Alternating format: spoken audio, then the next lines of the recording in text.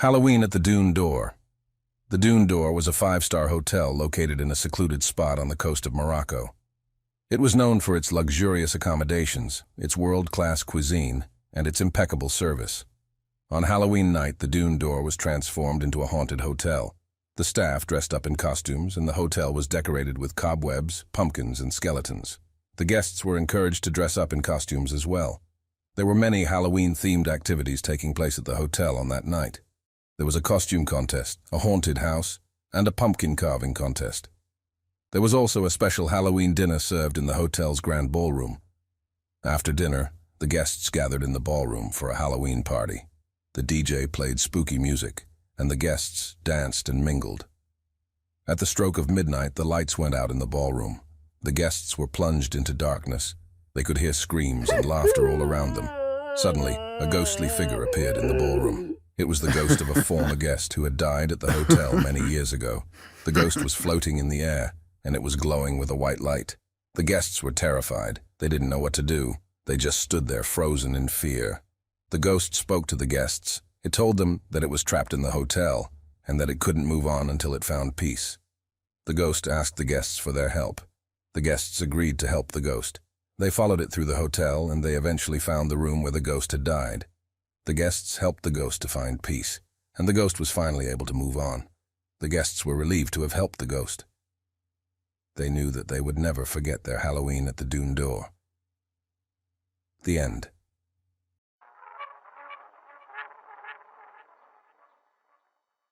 Story 2. Halloween in the Camp. It was Halloween night at Camp Crystal Lake, and the campers were excited. They had been preparing for this night for weeks, and they couldn't wait to go trick-or-treating and tell ghost stories around the campfire. The campers dressed up in their costumes and gathered in the camp mess hall. The counselors had decorated the mess hall for Halloween, with cobwebs, pumpkins, and skeletons everywhere. The campers ate a delicious Halloween dinner. The counselors told the campers some classic Halloween ghost stories, such as The Legend of Sleepy Hollow and The Telltale Heart. The campers also told each other their own ghost stories. As the night went on, the campers got more and more scared. The campfire was flickering and the shadows were dancing on the ground. The campers could hear strange noises in the woods. Suddenly, the campers heard a scream. It was coming from the direction of the lake. The campers were terrified. They didn't know what to do. The counselors tried to calm the campers down, but it was no use. The campers were too scared. They ran back to their cabins and locked the doors.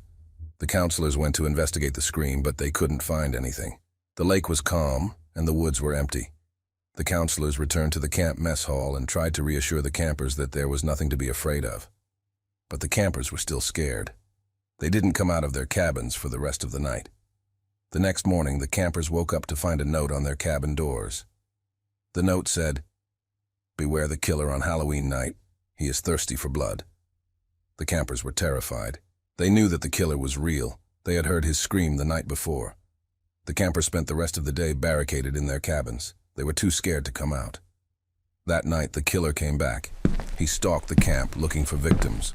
The campers could hear his footsteps outside their cabins. They were terrified. One by one, the killer broke into the cabins and murdered the campers. He was ruthless and unstoppable. By the end of the night, all of the campers were dead. The killer had vanished into the night, leaving behind a trail of blood.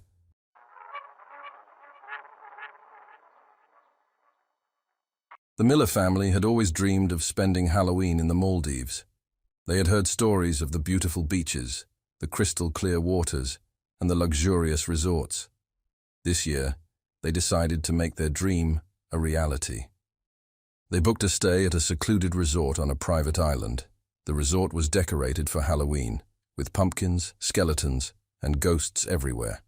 The Millers were excited to celebrate the holiday in such a unique and beautiful setting.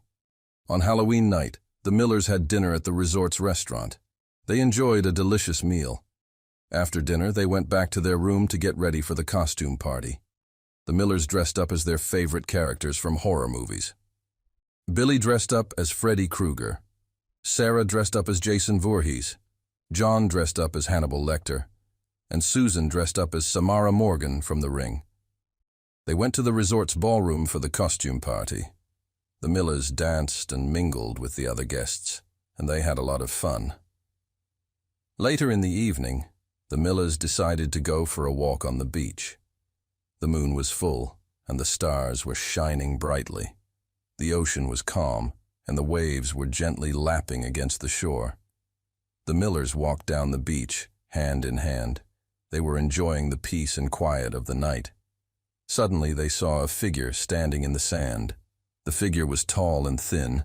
It was wearing a white dress, and its long hair was flowing in the wind. The Millers could see that the figure's face was pale and its eyes were glowing red. The Millers were terrified. They didn't know what to do. They just stood there, frozen in fear. The figure spoke to the Millers. It told them that it was a ghost. It said that it had been trapped on the island for many years and that it couldn't move on until it found peace. The ghost asked the Millers for their help. It told them that it needed to complete a task before it could move on. The Millers agreed to help the ghost. The ghost led the Millers through the jungle to a hidden cave. Inside the cave, the ghost showed the Millers a treasure chest. The ghost told the Millers that it needed to find a key to open the treasure chest. The Millers searched the cave for the key. They finally found it hidden behind a rock. The Millers gave the key to the ghost.